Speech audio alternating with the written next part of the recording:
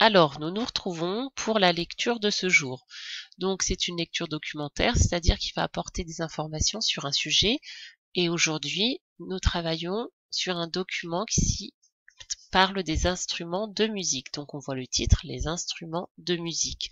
Cette semaine, on fait un projet sur le boléro de Ravel. Donc, vous allez voir que vous avez des vidéos à regarder et plusieurs petites activités à faire à ce sujet. Donc, je vous fais cette vidéo pour vous lire le texte et vous verrez qu'il y a également 3 questions auxquelles il faut répondre aujourd'hui. Donc, je vous les lirai et je vous donnerai ensuite la correction. Les instruments de musique. À la préhistoire, les hommes jouaient déjà de la musique. Ils soufflaient dans des coquillages et des flûtes en os, ils frappaient des troncs d'arbres creux. Au fil du temps, les hommes ont fabriqué des instruments très perfectionnés. De nouveaux métiers sont nés. Le luthier fabrique et répare les violons, par exemple. On peut classer les instruments en 3 familles. La famille des cordes. Le musicien les frotte avec un archet, les pince avec ses doigts. Le piano est un instrument à cordes frappées. Donc là, vous voyez, je vous ai mis un violon et là, vous voyez ce qu'est l'archet. Donc un archet, c'est ça. C'est ce qui sert à frotter les cordes du violon. La famille des vents. C'est l'air qu'on souffle dedans qui vibre et produit un son. L'accordéon est le seul instrument à vent dans lequel on ne souffle pas. La famille des percussions. Le musicien les frappe avec les mains ou une baguette ou il les secoue. Donc ce sont les instruments sur lesquels on va frapper, donc avec les mains, avec des baguettes, ou que l'on va secouer pour émettre un son. Voilà, donc on va pouvoir passer à la lecture des questions. Alors les 3 questions à faire, les voici, elles se trouvent ici. Je vous lis la première, je vous laisse le temps de répondre, vous mettez pause et je vous donne la réponse. À la préhistoire, qu'utilisaient les premiers hommes pour jouer de la musique? Donc bien sûr, la réponse, peut-être que vous vous en souvenez, ou sinon il faut aller la rechercher dans le texte. Donc vous pouvez y aller.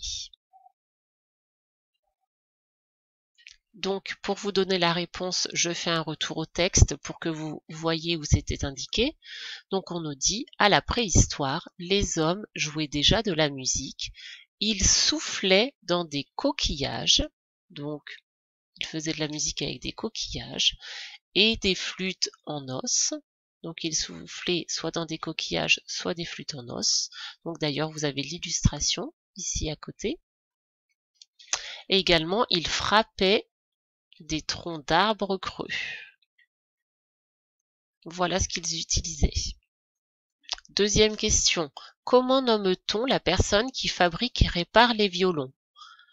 Alors vous réfléchissez et regardez ensuite la correction.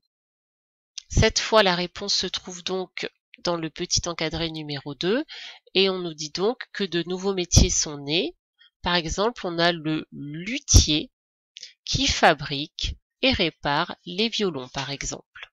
Voilà, on regarde la question 3. Donc on nous demande quelles sont les 3 familles d'instruments de musique. Peut-être que vous vous en souvenez de tête, peut-être que vous les connaissiez déjà avant, mais je vais vous montrer, moi, dans le texte, où on peut trouver la réponse. Donc, nos 3 familles d'instruments. Alors ici, on nous dit on peut classer les instruments en 3 familles. Donc, on a la famille des cordes. Donc, les cordes que l'on frotte, par exemple le violon ou même la guitare, on frotte avec nos mains ou on les pince également. Le piano, où c'est un instrument à cordes frappées. Donc, la réponse, il y a la famille des cordes, la famille des instruments donc à vent, donc la famille des vents. C'est lorsque l'on souffle dans les instruments pour produire un son, ou on a l'accordéon qui est également un instrument à vent mais dans lequel on ne souffle pas avec la bouche, on ne souffle pas. Et la dernière famille, c'est la famille des percussions, donc les instruments sur lesquels on va frapper ou que l'on va secouer. Voilà donc pour la lecture de ce jour et je vous dis à demain pour la suite de la lecture documentaire sur la musique.